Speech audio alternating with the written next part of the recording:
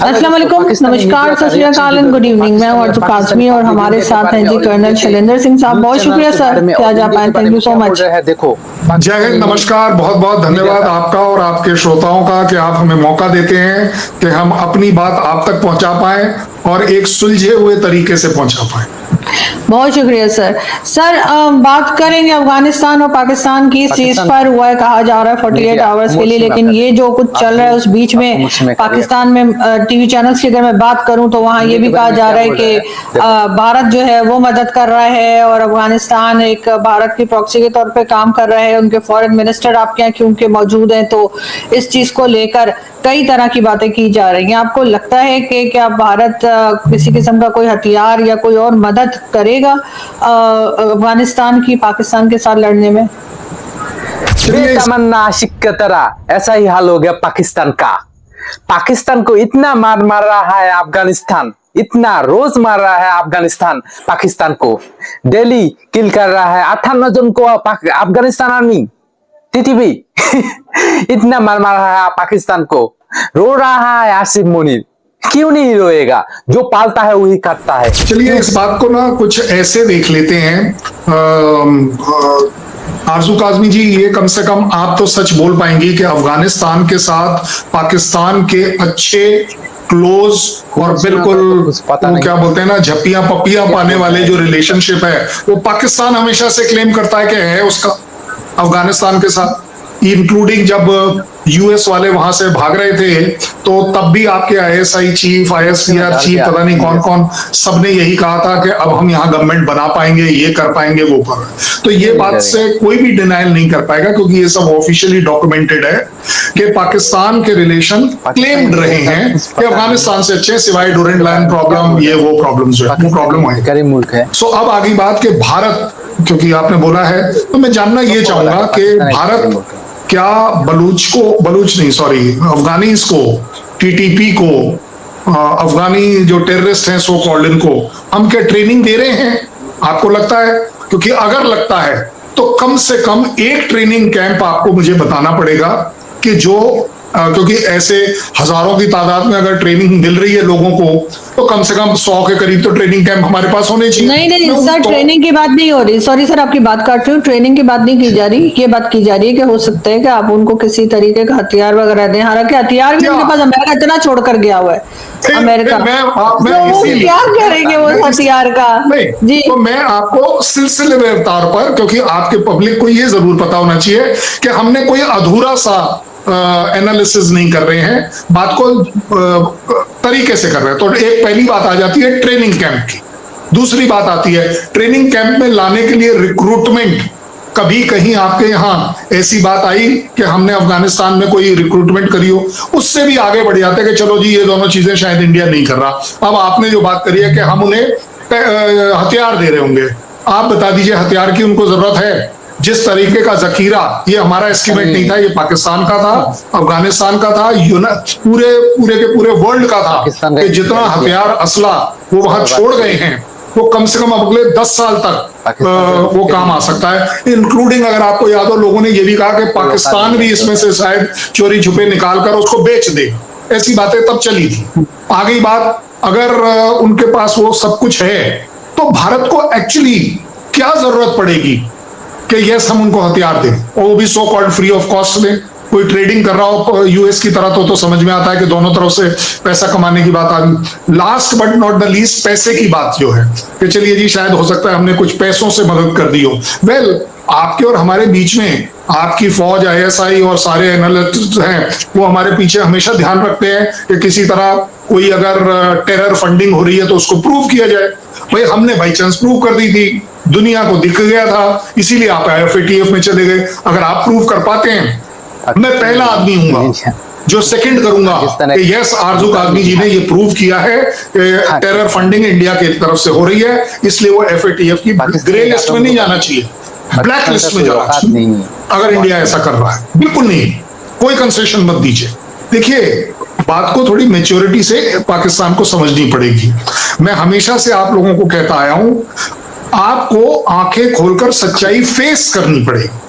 Face करेंगे, बात आगे बढ़ जाएगी। अब ये जो बात चली है ना कि सीज फायर हुआ है, सीज फायर किस बात का? पीएमओ भिखारी से आपके दोनों के बीच में आपने लड़ाई डिक्लेयर करी भाई, किसी तरह की कोई लड़ाई डिक्लेयर होगी तभी तो सीज फायर होगा ना। सर अटैक्स तो चल ही रहे थे, सर अटैक्स नहीं ना तो लेकिन आपको मालूम है, आपके सारे पैनलिस्ट उसे डिनाई करते हैं, आपने बिल्कुल डिनाई किया आपके लोगों ने कि जी अफगानिस्तान में कोई एरियल अटैक नहीं हुआ है। आप लोगों ने डिनाई किया खैबर पख्तूनख्वा में वो 30 बच्चे और औरतें जो मरी उसमें एरियल अटैक हुआ ही नहीं था। हमारे यहाँ तो शांति चल रही है, बलूचिस्तान बिल्कुल टनाटन टकाटक चल रहा है, चमक रहा है। पीओके को हमने सर का ताज बना रखा है, चांद सितारे वहां पर चमक रहे हैं। ये तो आपके यहाँ से बोला जा रहा है ना, हमारे यहाँ से तो नहीं बोल रहा ना कोई इस तरह की बात। हम तो आपको सिर्फ आईना दिखाने की बात कर रहे हैं कि एनालाइज कर देखिए आप कि यहां अगर इस तरह की अब जब हमने कही थी कि आपकी 20 चौकियां टूट गई तो आपके लोगों ने माना नहीं, बोले नहीं सवाल ही कोई नहीं।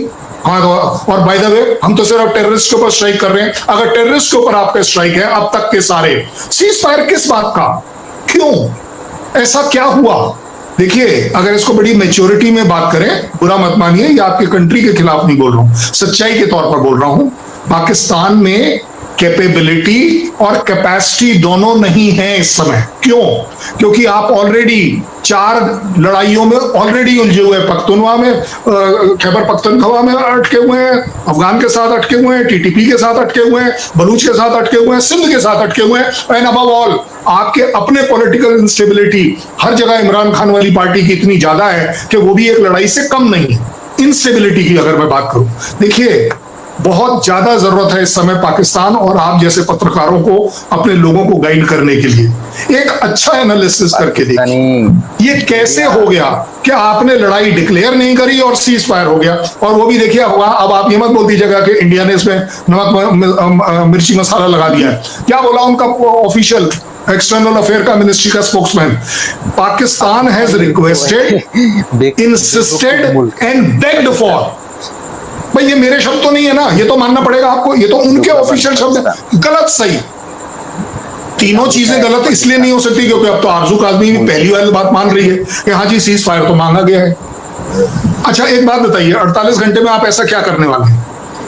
ये आपको सर ये तो सर मैं आपसे पूछ रही हूँ कि 48 आवर्स के बाद क्या होगा? लगेंगे क्या? मैं बताता हूँ ना आपको क्या होगा, मेरे को पता है ना क्या होगा। मैं आपको एक बड़ा एनालिसिस दे रहा हूँ। आपके यहाँ तो कहा गया था कि सऊदी जो है वो अब आपके साथ, आपकी लड़ाई उसकी लड़ाई है, तो उससे तो अपनी फोर्सेस भेजनी चाहिए थी, उसने तो सिर्फ आपको अपील करी। आप फिर कतार के पास क्यों गए कि जनाब हमारे बीच में मेडिएशन कराकर इसको रुकवाइए किसी तरह पीस को?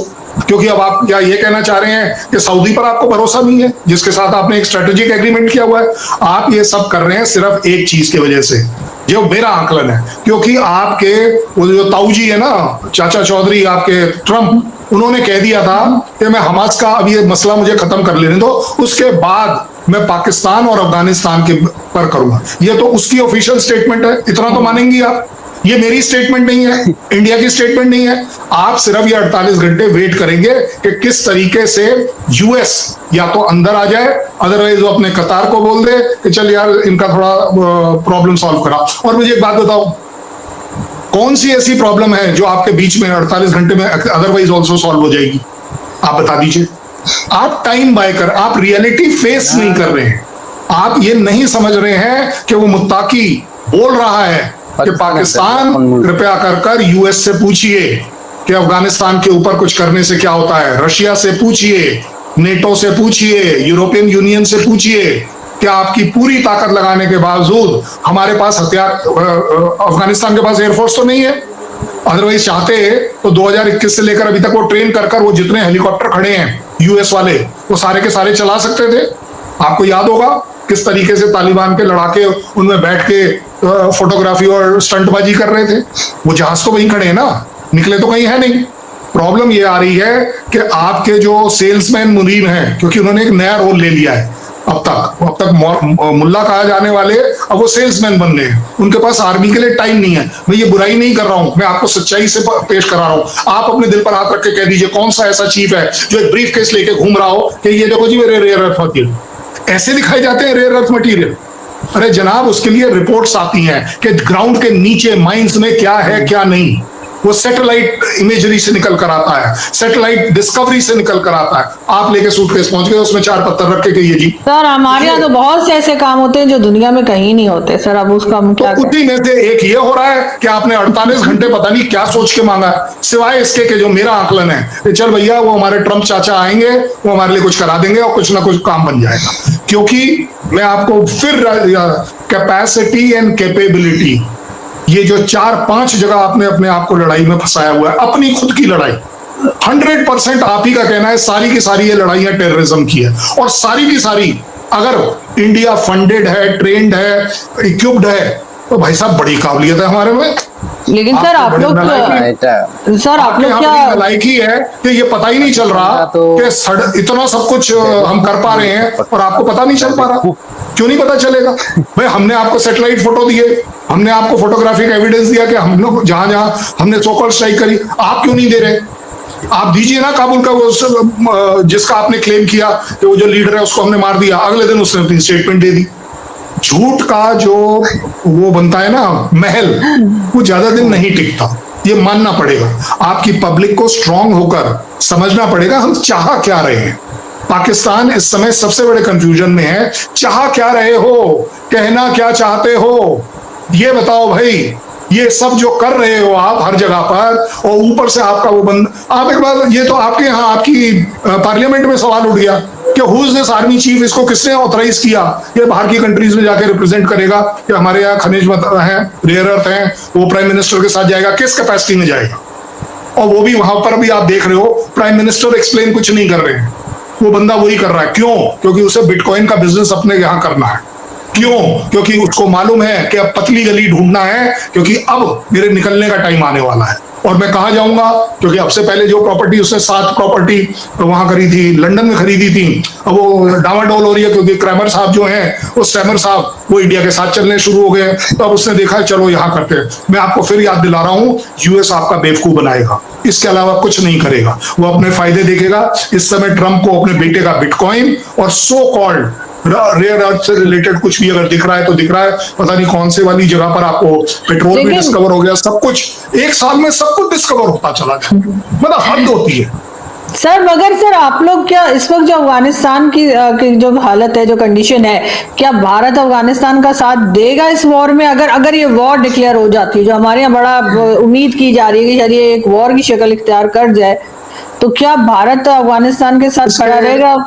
इसके 2 आकलन है। एक मेरा आकलन है, गलत है सही है नहीं पता, लेकिन कई बार चीजें जब करने पर आ जाएं, मैं जरूर चाहूंगा कि मेरी दुआएं रहेंगी कि पाकिस्तान और अफगानिस्तान के बीच में एक वो वॉर जरूर हो जिसमें पाकिस्तान की आईएसआई और आर्मी को रियलाइज हो कि ये टेररिज्म का बहाना नहीं चलेगा। आपकी पब्लिक के सामने वो एक्सपोज होने चाहिए कि वो हर बार पब्लिक को मिसगाइड कर देते हैं, anti India anti India India. अब क्या करोगे?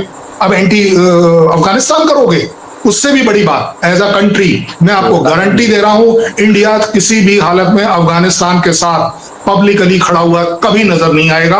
अगर किसी भी तरह की वॉर होती है, अगर रशिया जैसी कंट्री के साथ हम नहीं दिखे कि यस हम उसके साथ खड़े हैं, उसकी धरती पर खड़े होकर अगर हम ये बोल सकते हैं this is not a era of war, take it, India में एक वो स्टेबिलिटी है कि हम बोल सकते हैं। ऐसा नहीं है कि रशिया हमसे बहुत खुश था उस समय, वो भी उस समय नाराज था कि देखिए 80 साल का 70 साल का हमारा रिश्ता, ये वो सब चीजें, और आपने हमारे बारे में कोई अच्छा तो कहा नहीं। हमने ये जरूर कहा कि ये वॉर नहीं होनी चाहिए, ये वॉर किसी भी तरह से गलत है, ये वॉर अपने आप में सिर्फ बात से ही सुलझनी चाहिए। हमने हमास के लिए भी यही कह दिया, इजराइल के लिए भी यही कह दिया, हमने हर जगह अपना एक ही स्टैंड रखा है। कंट्रीज का मामला बायलैटरल है, दोनों कंट्रीज को सॉल्व करना चाहिए। हमने ये अपना स्टैंडर्ड आपके साथ भी रखा है, हम हर फोरम में आपको कह रहे हैं। और जहां जहां आप अपने उस ताऊ जी को बीच में ले आते हो ट्रंप को कि नहीं जी ये मैंने करा दिया मैंने करा दिया, अब तो आपके मिनिस्टर ने भी एक्सेप्ट कर लिया कि हाँ जी यूएस ने बोल दिया था कि वो नहीं मानेंगे, उन्होंने मना कर दिया है, बात खत्म हो गई। ज्यादा बड़ी बात ये नहीं है, बात ये है आज की तारीख में आवाम में, इंटेलिजेंसिया में ये दम होना चाहिए कि अपनी सरकार को आप जैसे पत्रकारों के थ्रू समझाए, एक्सपोज करे, दिखाए कि देखिए ये सॉल्यूशन नहीं है, 48 घंटे is not your solution. You are always waiting, कतार बीच में आ जाएगा, सऊदी बीच में आ जाएगा, ताऊजी बीच में आ जाएंगे, पता नहीं कौन आएगा कौन नहीं आएगा। और मेरी गारंटी ले लो, इन तीनों में से अगर किसी ने एक सैनिक भी आपकी तरफ से लड़ने को भेज दिया, मैं आपके शो पर एक साइड की मूंछ निकाल कर शो करूंगा। और बोलिए, मतलब मैं ये इंसल्ट लेने को भी तैयार हूं, एक साइड की निकालूंगा, सो दैट रियलाइज हो कि मैंने कैसे ये बात गलत। कंट्रीज की लड़ाई कोई नहीं लड़ता सिवाय उसकी कंट्री खुद। इतनी ताकत, इसीलिए मैंने कैपेबिलिटी और कैपेसिटी की बात करी। वही देखिए सर, सऊदीया के साथ हमने डिफेंस एग्रीमेंट किया, लेकिन सऊदी अरब ने अभी तक किसी को भेजा नहीं है यहाँ पे कि अफगानिस्तान के साथ हमारी लड़ाई होती है, नहीं वरना हम तो भेजेगा ये कह भाई, रहे थे।